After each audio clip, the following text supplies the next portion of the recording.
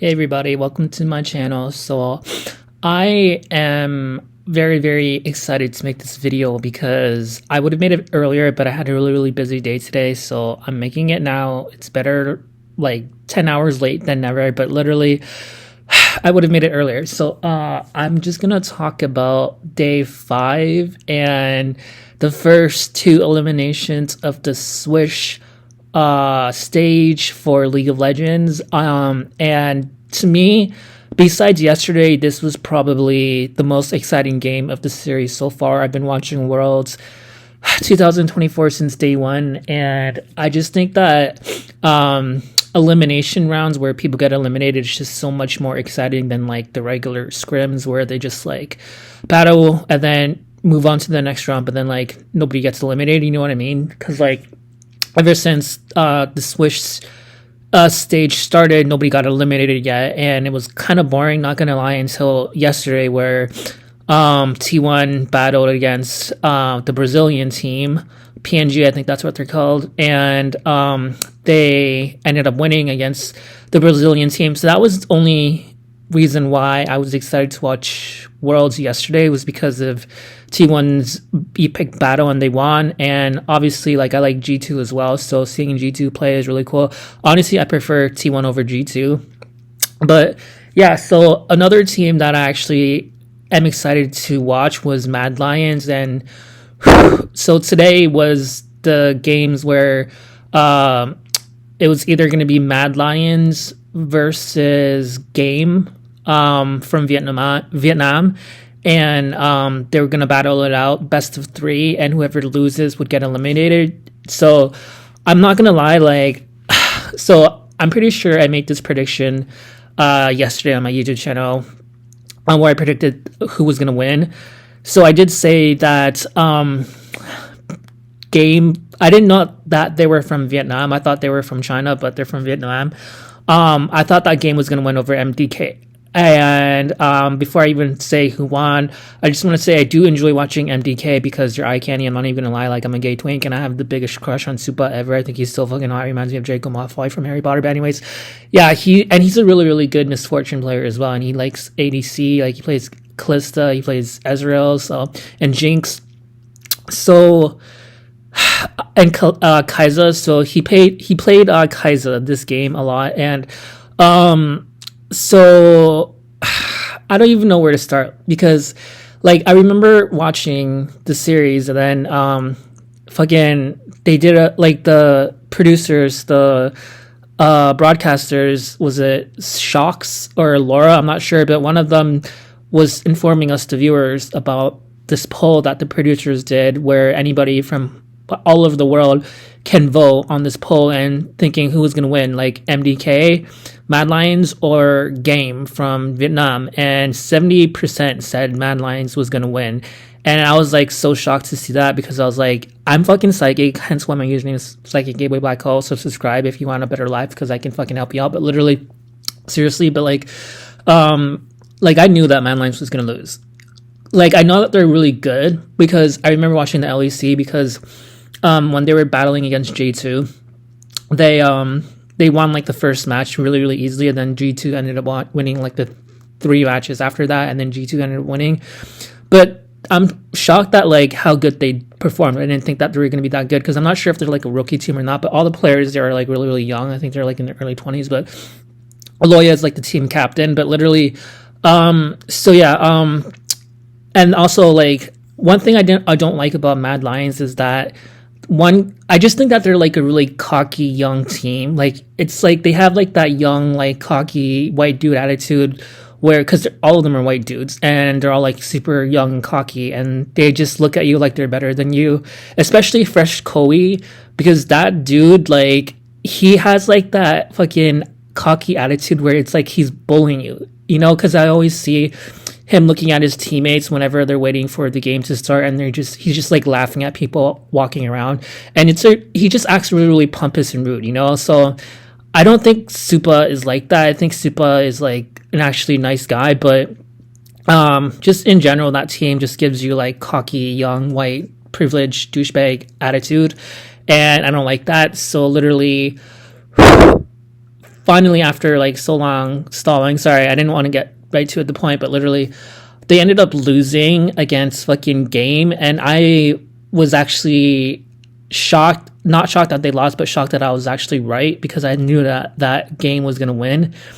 And I was secretly hoping for Game to win, not gonna lie, because I don't like that cocky white dude, like cocky attitude type of shit, you know?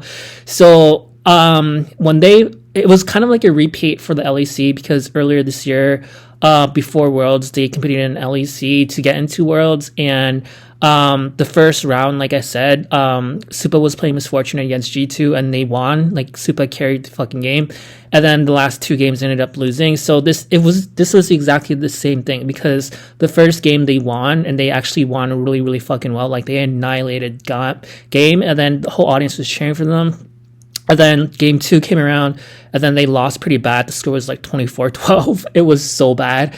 And then their mood just changed after that, because like when you see video clips, you can see that like when they were getting ready for game number 3, knowing that this was all or nothing. If they get eliminated, like, you know, if they lose this game, they're gonna get eliminated. And lo and behold, like, they were so fucking pissed off, especially Freshkoi looked like he just gave up. And so basically, yeah, they ended up losing again pretty bad, and unfortunately they lost. And you know, they have a lot of fans, you know, like I said, the fans said that 70% of the fans thought that we're going to win. They did a poll, like I said, so 70% against like 30%. Obviously that's a big, huge like fan base right there. So obviously I knew that a lot of fans were going to be disappointed, so they lost. And then game 1, and then they did the victory pose and everything, and then when you know, because they knew that they were going home, they got eliminated, Mad Lions. So when they did their pose, fucking Supa, everybody just looked defeated and pissed off. Supa just like did a quick like bow, and then he just fucking left his fucking teammates to dry, and then he just ignored them. It was fucking crazy. But yeah, I do feel bad for Supa though, because I think that he's actually a really good player. And I'm not saying this because he's like the hottest fucking. I mean, the only thing I'm sad about is that they're gonna like, we're not gonna see Supa anymore, and Supa was like the hottest dude in the fucking series. I'm not gonna lie, so I'm sad about that, but whatever. So game number 2 was it was the Brazil team versus the, what's it called? I keep getting them confused with FlyQuest, but they're a North American team. They're called Team Liquid. It's weird because like they're North America, but they have like a lot of foreign, like Asian people there. I remember the guy speaking to Laura after the match, and I mean, spoiler alert, they ended up winning, but against the Brazilian team, and the Brazilian team's name was PNG, I believe. But literally, it was just like, I didn't like how cocky the foreign Asian dude was when he was talking to Laura, when Laura was interviewing him. Because, like, first of all, like, he's from North America. North American people speak English. So, yeah, he understood English. But, like, when he was talking, it was like he had this weird, like, Chinese accent. And he was just really, really rude to Laura. I was like, I don't know if he was trying to be funny, but it's just weird and rude, you know? Like, you can tell Laura was, like, pissed off when she was, like, talking to... I would be, too. Like, man. Like, how is he, like, in a North American team if he, like, has an accent and he's from, like, China? Like, I don't know, because, like, Team Liquid, there's only, like, one white dude, I think, and then the rest are, like, fucking Asian, you know? So, I don't fucking know, but... That being said, yeah, so I didn't really care too much for this match because they're two teams that I don't really care about, honestly. I think that they're boring. Like, just because I'm from North America doesn't mean I'm going to root for any North American team. Like, I just choose whatever team that I like their whole chemistry, you know what I mean? And Team Liquid, like, they just have a weird chemistry. I don't know, but they ended up winning, and I thought they were going to lose, to be honest with you. Like, I thought the Brazilian team was going to win, but no, the Brazilian team lost pretty bad. And I think that these were the teams that were in the play-ins, because I remember Mad Lions being in the play-ins. I remember the Brazilian team being in the play-ins. So it's like, bro, like, you got, like, a second chance, because, like, when they did the play-ins, like, there was, like, 4 teams that got eliminated, and they ended up going through. So, like, if I had a second chance, I would, like, fucking go out like T1, or just like, you know what I mean? Like, just pump it out like T1 does, fight for my life, but yet they're still in the bottom bracket again, you know, after a second chance. So it was really like every team from the fucking plans, I think. Like, I don't even know what the fuck was up with that, but maybe that's a sign that Mad Lions and PNG deserve to lose, because if you got a second chance and you're still like at the bottom of the bracket, like, you deserve to lose, I'm sorry. So yeah, they ended up like losing, and then at the end, the draw, like Laura did the whole like draw for the next round. And I will say that there's gonna be 2 more days. So we're gonna have a quick break, like a 2-day break, and then the next a set of battles is gonna happen in 2 days from today. So I kind of am excited because I've been like covering this like nonstop, and I'm just really fucking thankful that I am getting like some views on this. It's not for nothing, you know. So I don't really care if it's like a low amount of views. My videos are weird because sometimes like they will get very, very little views when I first post them out, but then like as time goes by, like they'll get like hundreds and hundreds and hundreds of views. It's not like instant like hundreds of views. I don't know, like I don't think any other channel goes through the process that I go through, because like I've seen so many people cover this and they get a lot of views and they just get like stuck there, like nobody tunes in. But with me, I start off with little and then I get like hundreds if not thousands of views, because like the whole Weeple video that I made, that shit only got like 34 views in the first 3 days, and then it ended up getting like 900 views by the end of it. So, you know, I'm just happy that, you know, I am getting views and people aren't ignoring me, because literally it would be embarrassing to be talking about this and yet nobody watches. But so I'm just happy that I'm getting a lot of viewers. Thank you for tuning in, and I don't really care if I don't get that much viewers or not. It's just like I want my fucking input out there because I love this game so much, League of Legends, and just covering Worlds is like a dream come true for me. And the only reason why I'm covering Worlds for all my new viewers out there is because I like Keria. Like I saw Keria win last year, and he's like this super cute gay twink like me. So like literally, us twinks, we gotta represent, you know. So I'm just doing this for Keria. I really hope that he fucking wins. That's my psychic prediction, is that Keria is gonna fucking win again and he's gonna rule the world. Oh my fucking god, oh my fucking god. Okay, before I fucking take a quick, okay, no, I'm gonna take a drink of like water really fast. I'm gonna pause the video and then I'm gonna get straight to something really fucking exciting. So hold on, be right back. Okay, I'm back. I quickly looked at my notes as well, and I forgot to mention that I've been wanting to say this for the past fucking 3 videos, but I keep forgetting to talk about it. But one of like the it's not producers, the broadcasters, the dude from America, not Kobe, the other dude, he's like a younger version of Kobe. And I like this guy. When I first saw him, I thought he was a douchebag, but then he kind of grew on me. And I just don't like Kobe at all. I think Kobe is just such a douchebag.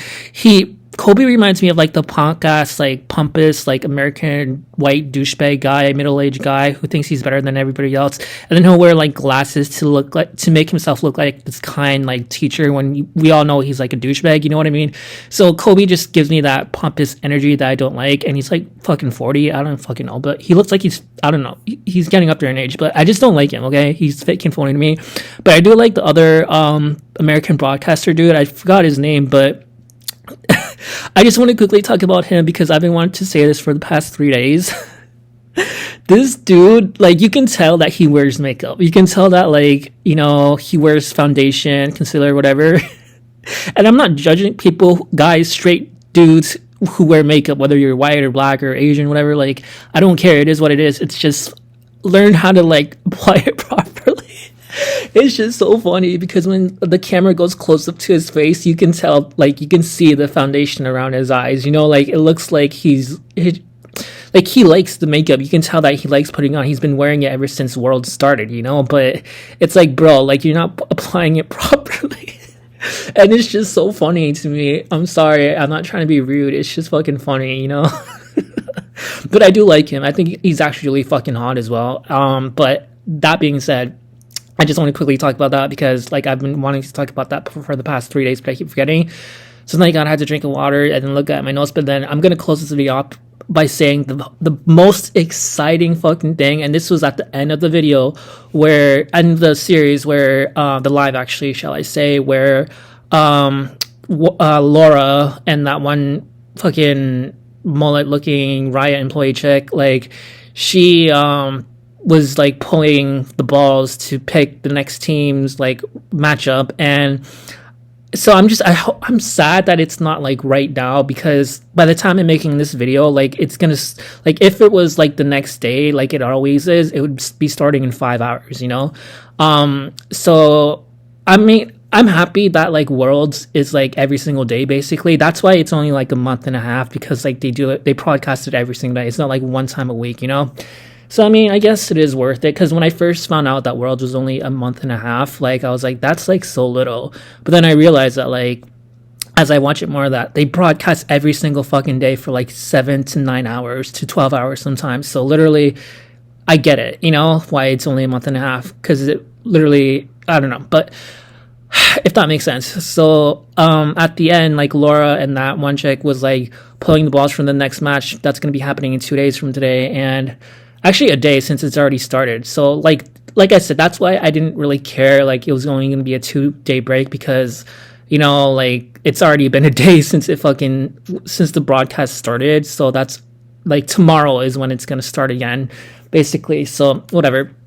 It's gonna be sooner than later, but literally, so fucking when she was pulling the competitions, like who was gonna battle with each other, I think it was the first set of rounds. I'm not sure. It was the one where it was like the score was like 2-1 and stuff like that. So teams who got the score like 2 wins to like 1 losses, they were gonna be battling each other, but then they can't like repeat battle like the same team on the Swish stage for some reason. So literally G2 got pulled, and then they were gonna fight against Hanwha Life Gaming, I think that's what they're called, and I think that they actually lost against them. But literally, they already battled with each other, so the girl had to pull the ball again, and then lo and behold, it was T1. So I fucking screamed when I saw, and the whole audience screamed as well, when they saw that they were going to be battling T1, because T1 and G2 are the most popular teams of the series. Like everybody loves T1, but also like in Europe everybody loves G2, and they're in Europe right now, so like they're in Berlin, I believe, or Swiss, whatever. So that's Europe, in case you didn't know. And you know, G2 is from a European team, so the whole audience was like cheering for G2 over T1. But there are a lot of T1 fans out there as well, because T1 is like, just when you think of like the most popular League of Legends team, you think of T1 and Faker. So obviously, I do think T1 is more popular. But yeah, I do like, it's just gonna be such an epic battle. Like I'm scared to watch it, because like I'm obviously rooting for T1 because of Keria. But I will say that like I do think there's like a romantic. This is my psychic intuition talking. I do think that there's a romantic love interest between the two supports. And this is why I was like so fucking excited. I don't really care about Faker. I like Keria, you know? So basically, Keria is a support for T1. And then with G2, the support is Mickey, which is so crazy, because like Mickey is like the stud of the group. Like Mickey, he reminds me of Frankenstein. Like the way that he walks, he's just so like, I don't know, like, so like, and I don't mean this in an offensive way, but like he reminds me of a caveman. Like he's clearly straight and he's a stud. Like he's fucking 6'3". He's like tall and muscular. He's like, I think he's 2 years older than Keria. I forgot how old they are, but I know that he's 2 years older than Keria actually. But like Keria, isn't he like 21? So I think Mickey is like 23. I don't know, but Mickey is just a hot dude that reminds me of Frankenstein, the way that he walks. So he like is obsessed with Keria. Like there's been like fucking clips all over YouTube where every single fucking interview Mickey does, he's always talking about Keria, and he's always saying that he's happy. Like this isn't the first time that G2 was battling against T1 in any stage competitions. Like they battled each other before, and T1 always ends up winning. But like every single time that Mickey does an interview before like he battles T1, he always says that he's excited to face Keria, because like they're really, really close friends in real life. And I don't know, I just think that Mickey has a crush on Keria, because you know, like there's a lot of straight like DL dudes, and trust me, I'm a gay twink, so subscribe if you want to hear more stories like this. But us gay twinks, I'm fucking 5'5.5". Like I'm short as fuck, just like Keria, and literally I get hit on by like a lot of like straight like DL dudes that look like Mickey X basically. So like I know what it's like, and I think that Mickey has a crush on Keria, because there's a lot of straight dudes that are like are into femboys and twinks, you know what I mean? And they actually go crazy for femboys and twinks. Like there's guys who like get pissed off if I ignore them, you know what I mean? Like hot fucking 682 Logan Paul lookalikes in my life. But that's another fucking story time, so that's why I said subscribe if you're interested in my fucking personality in my life. So anyways, literally you're gonna fucking get I'm gonna shut the fuck up. So basically Yeah, I think Mickey has a crush on Carrier, so that's why I was so excited, because I'm excited to see their interactions with each other, because like, like when the groups like go onto the stage and they like fist pump each other before they go to their separate teams. I'm excited to see Carrier and Mickey like fist pump each other, and it's just going to be so entertaining. And my prediction now is that I do think T1 is going to win. I think it's going to be actually really, really close. Maybe like G2 will win like one match, but I think that T1 is gonna end up winning, and it's just so fucking exciting. And I don't really like Yike. I know that a lot of people like the player Yike for G2.